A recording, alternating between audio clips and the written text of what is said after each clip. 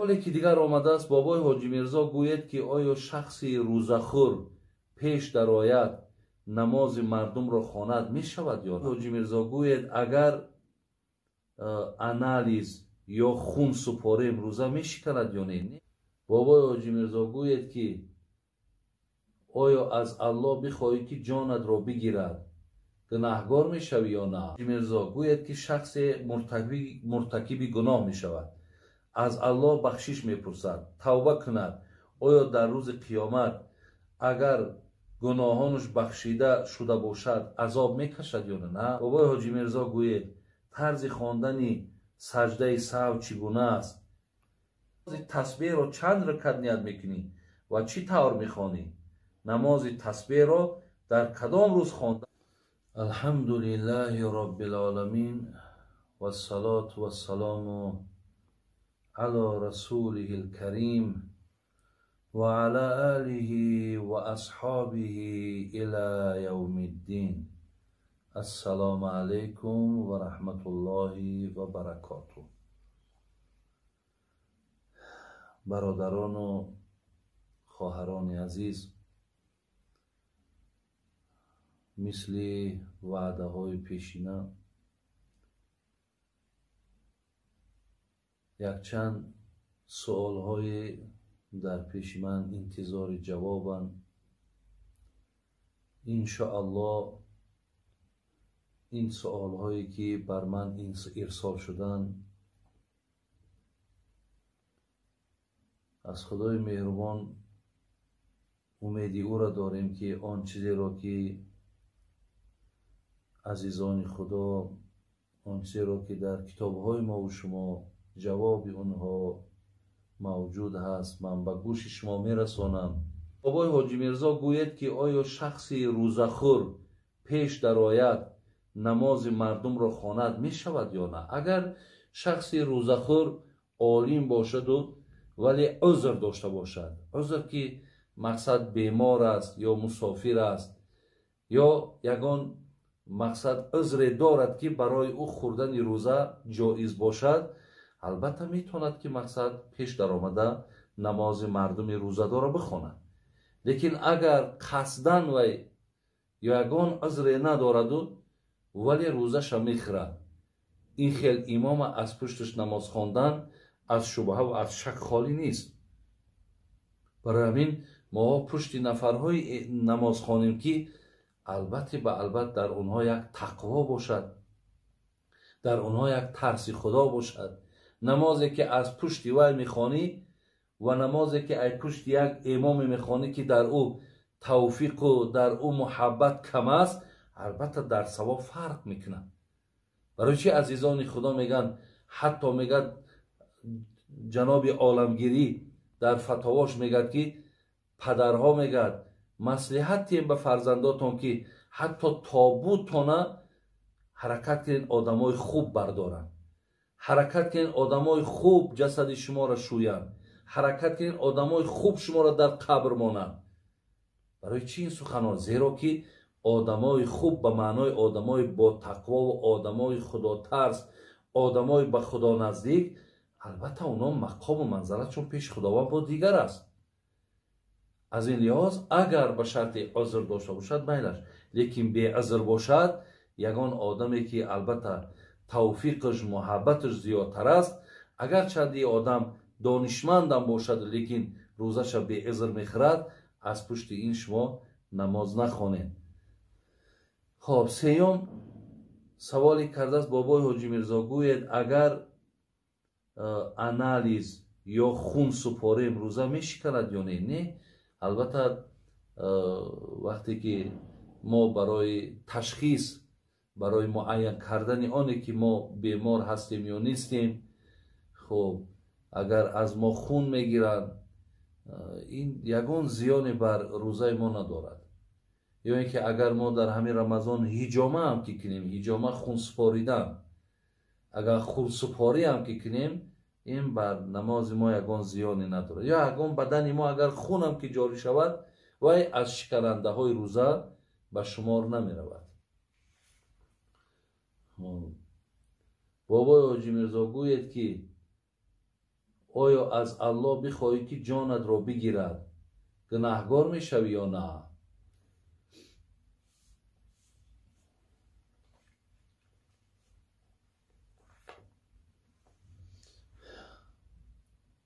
یعنی نفر برادران عزیز به طرف الله دعا میکند که خدایا جان ما بگیر، خدایا مقصد از همین زندگی بیزارم، خدایا مردن میخواهم.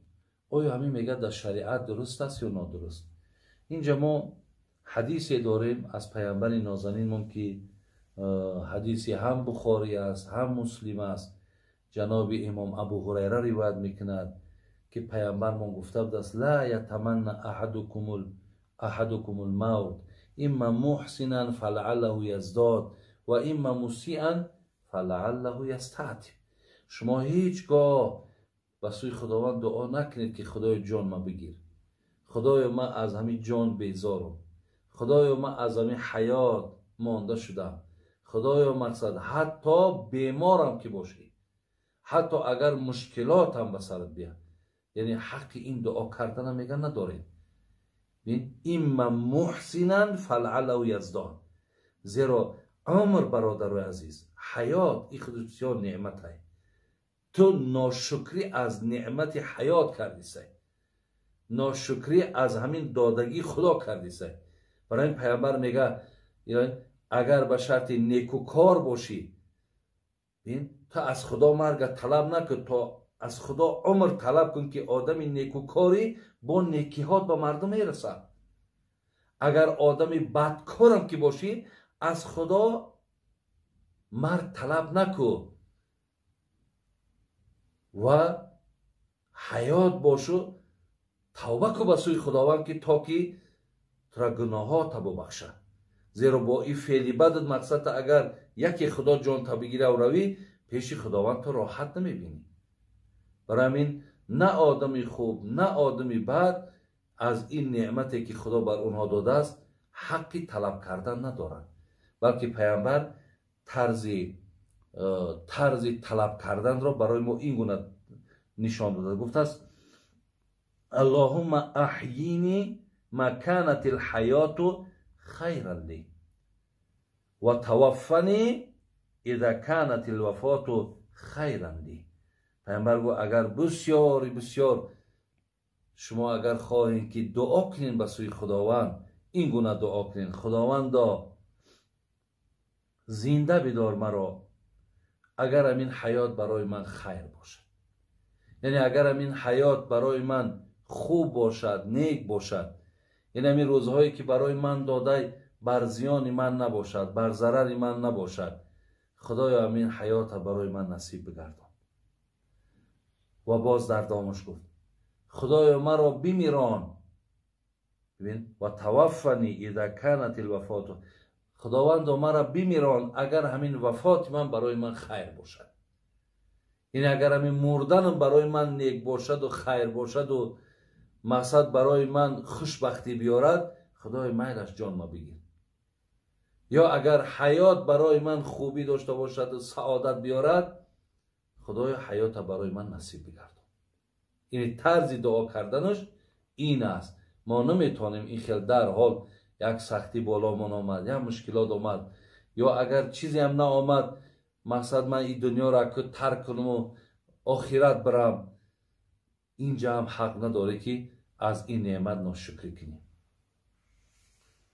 خب بابای حاجی میرزا گوید که شخص مرتکب گناه می شود، از الله بخشش می پرسد، توبه کند، آیا در روز قیامت اگر گناهانش بخشیده شده باشد عذاب می کشد یا نه؟ بندگانی که اگر به سوی الله رجوع میکنند، از خدای مهربان در کردگی هاشون پشیمانی میکنند و به سوی خدای مهربان استغفر الله میگن، توبه میکنند و از کردارهای کردگیشان پشیمانی میکنند، الله مهربان گناه اینها را میبخشد، بدیهای اینها را به نیکی مبدل میکنند و روز قیامت هم اینها را عذاب نمیکنند. خوش به حال کسانی که علاوه خصوص در این ماه مبارک رو به توبه میارن، رو به استغفار میارن، پیش الله پیش خالقشان دیگر گناه نمیکنن، بلکه پشیمانی از کرده هاشون میکنن و منبع حیاتشون نیک میکنن و خیر میکنن، خوش به حالشون. عزیزای خدا میگفتن که زندگی مخصوص بهر بندگی است، زندگی بی بندگی شرمندگی است. عمر آن که صرف گردد در حضوری ذکر او، حیف عمر در پی این نفس کافر میگذرد. خداوند برای کسانی که البته گناه کردند و امروز هم تا حال پشیمان نشدند، خدای توفیق این پشیمان شدن و توفیق این توبه کردن برای اونها نصیب بگردن. بابای حاجی میرزا گوید طرز خواندن سجده سهو چگونه است؟ طرز خواندن سجده سهو ما وقتی که در بین یگان ترکی واجب میکنیم یا گوییم که تأخیری فرض میکنیم، اول ما باید از اینها آگاهی داشته باشیم که واجب‌های در نماز کدام عملها هستند، یا تأخیری فرض کدام عملها را ما در داخل نماز انجام نتیم یا انجام تیم که تأخیر به فرض می شود. برای اینا این خودش یک موضوع کلانه.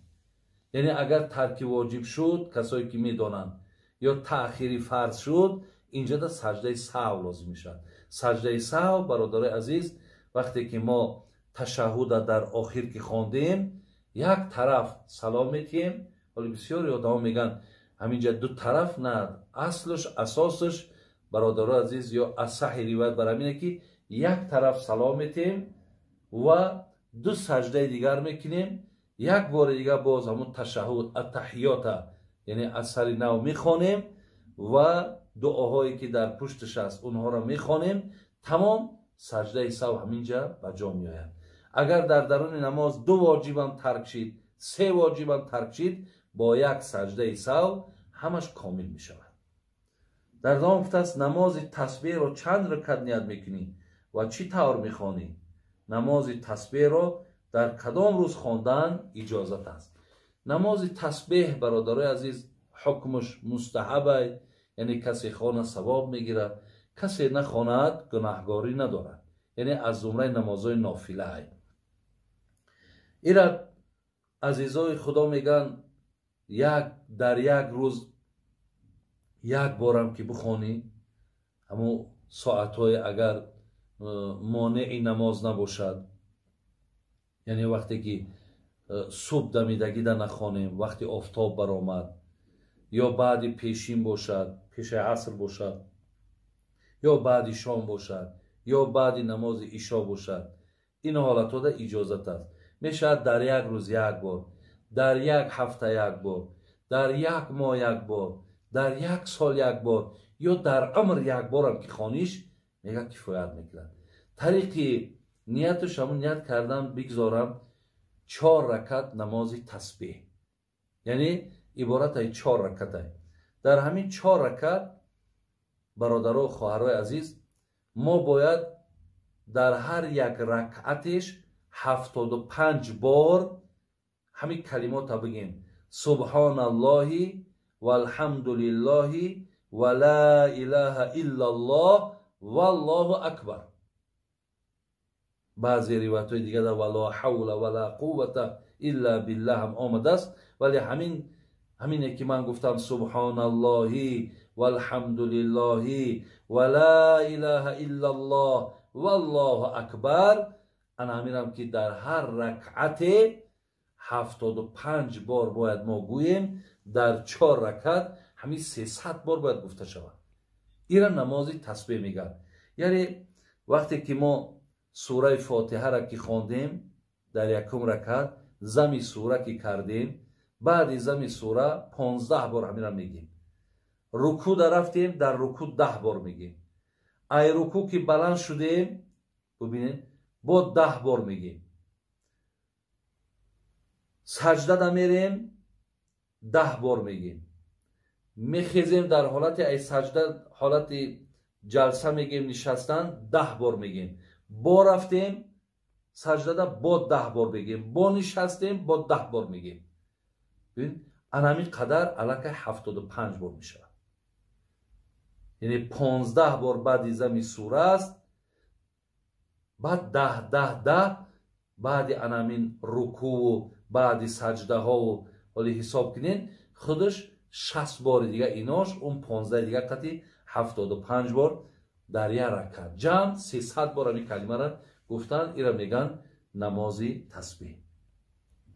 бобои ҳоҷи мирзо гӯяд ки бесаҳархӯрак рӯза ҷоиз аст ё на?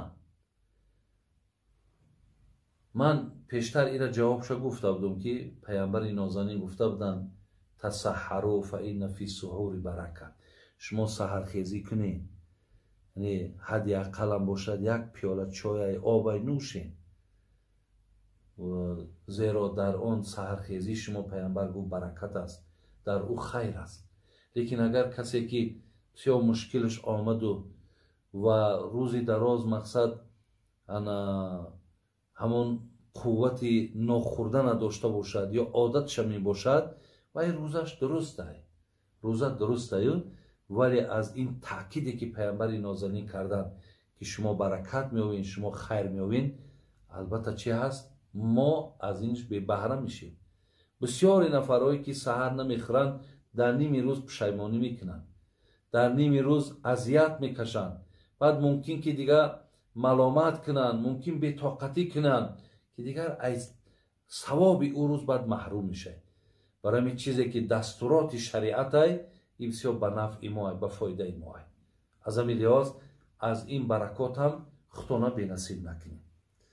хуб, бобои ҳоҷи мирзо гӯяд оё намози хуфтанро дар соати 2 шаб дурустай? 2 шаб ҳам дурустай. мо ако ҳаракат кунем бародарои азиз ки то ҳамин соатҳои мақсад 10-11 шаба хонем, дигар вақтҳои кароҳияташ мақсад боқӣ намемонад. чӣ қадар агар таъхир кардем, қисми охири шаб рафтан гирифтем, намозҳомон дуруст мешавад, валекин ба ҳар ҳол кароҳият пайдо мешавад.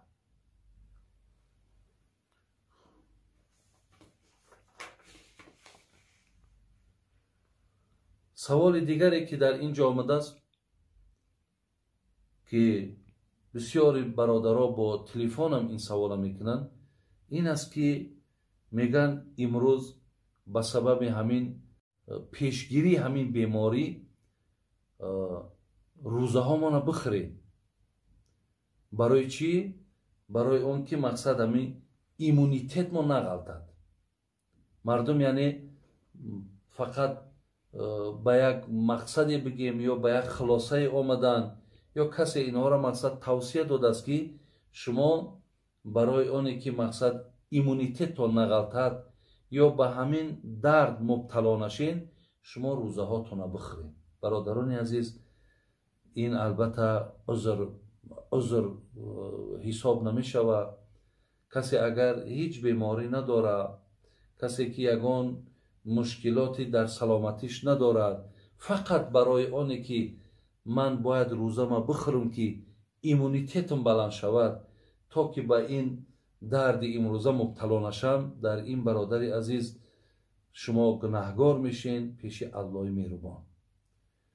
барои ҳамин ман ако далелҳои шаръӣ наёрам, далелҳои мисол аз ҳадис наёрам, фақат ман як сухани доктори рус ки Александр Леонидович Мясников, шумо метавонед дар интернет дар бораи ҳамин доктор Мясников агар дар ҳамун поиск агар битен, барои шумо маърифиш мекунад ки ҳамин доктор ки аст.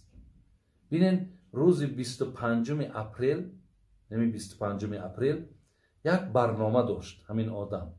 ин дар интернетҳо ҳаст. вай дар барномаш чӣ гуфт? ман айнан чизеро ки гуфтааст дар болои варақ овардам, барои шумо мехонам. мисол сухани як одами докторае. ин одам табибае, як табиби бисёр маъруф машҳур. ин барнома дорад, як барномаи махсус мебарад дар бигем ки шабакаҳои ҳамон Русия, که شما ایرا از طریق اینترنت با آسانی یافته میتونید.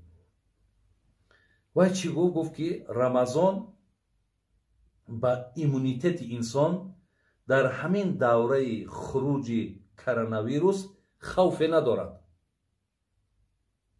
وقتی سوالش کردن چی گفت؟ گفت رمضان یعنی در همین دوره که همین کرونا ویروس خروج کردگی است هیچ زیان گفت ندارد، یگان خوف ندارد. وای گفت ایمونیتت وقتی ضعیف می شود که معده پر باشد. همین دکتر میگه معده وقتی پرای یعنی وقتی که تو میخوری شکم تا سیر میکنی با گفتی خودت که ایمونیتت مستحکم میکنی، این دکتر میگه که وقتی معده پر شید همینجا ایمونیتت میگه ضعیف میشود. خب حال آنکه مسلمانان دائم در حالت شکم خالی نیستند بلکه صبح و شام خوراک میخورند. این سخنهای همین دکتر است که یعنی مسلمان مقصد دائم شکمش خالی نیست در رمضان، سحر میخورد بیگا میخورد. اگر از روی انصاف گوییم برادرها بعضی همون حتی احساس گرسنگی هم نمیکنیم، بعضی همون احساس گرسنگی هم نمیکنیم. خب گفته است بلکه صبح و شام خوراک میخورند که این برای ایمونیتت گفته است کفایت میکنند. همین خوراکی که سحر بیگا میخورند برای نگه داشتن ایمونیتتشون همین کفایت میکنند. گفت من دکتری کسبی ام. عیناً سخنهای را من ترجمه کردم. من دکتری کسبی ام، من دیندار نیستم. یعنی بعضیا ممکن فکر کنند که من برای خاطر آدمای روزدار میگم من یک دکتری کسبی ام، من خودم دین ندارم. گفت حتی چی گفت؟ پدرم گفت خریستیان است، مادرم مسلمان است، من به یگان دین گفت پیروی ندارم و در یگان دین معین نیستم.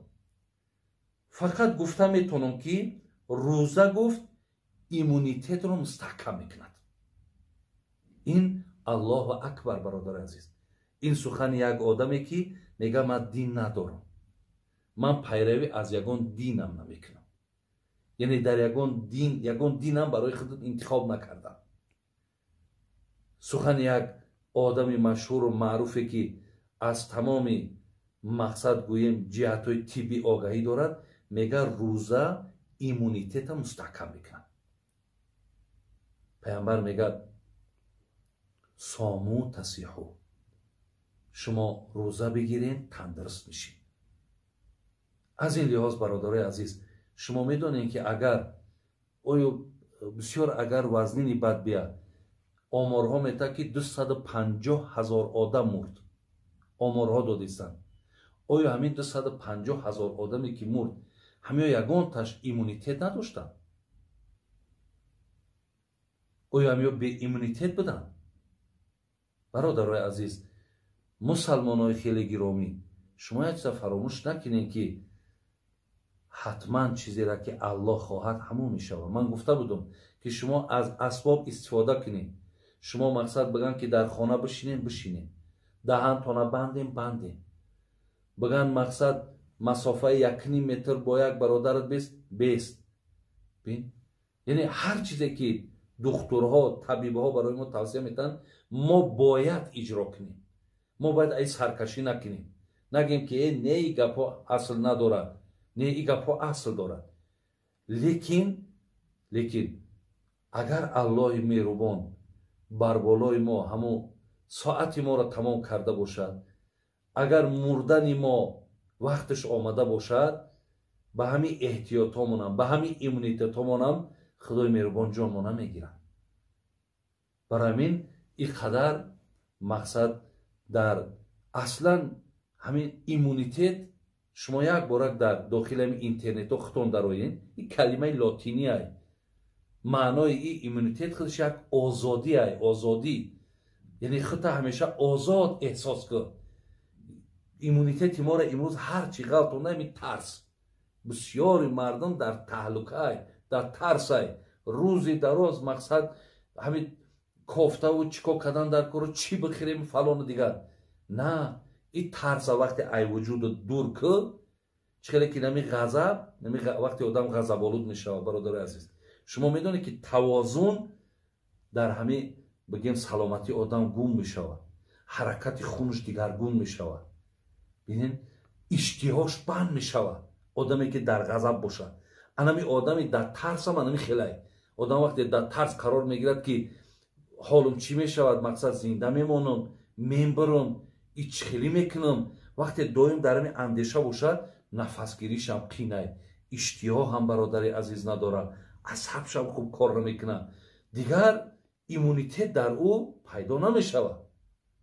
ба ин хотир шумо ҳамин тарса аз вуҷудтон дур кунед, иншоалло такяи бо аллоҳ кунед, аз асбобо, аз ин василаҳое ки ҳаст истифода баред, вале такяи бо аллоҳ кунед. иншоалло чизе худо бихоҳад, бародарои азиз ва гиромӣ, ҳамон мешавад. барои ҳамин ин иммунитет, барои иммунитет пайдо кардан ман рӯзама бихӯрам, ин дар шариат иҷозат нест. иншоалло шумо ҳам рӯзатона бидорем. худои меҳрубон барои шумо қувватам мебахшад, барои шумо иммунитетам ато мекунад. инҷа иншоалло суҳбат ман қатъ мекунам. худо хоҳад боз саволҳое ки дар пеш дорам барои шумо иншоалло байни ҳамин як рӯз ё ду рӯзи дигар барои шумо боз ҷавоб мегардонам. салому алайкум ва раҳматуллоҳи ва баракотуҳ. бардорони азиз, сабтҳои нави ҳоҷи мирзоро ҳар рӯзи сешанбе ва ҷумъа метавонед аз канали Нур ТВ тамошо кунед. ссилкаи канал дар описанияи видео даромада обуна шавед ва интизори видеоҳои нав ба нави устод ҳоҷи мирзо бошед.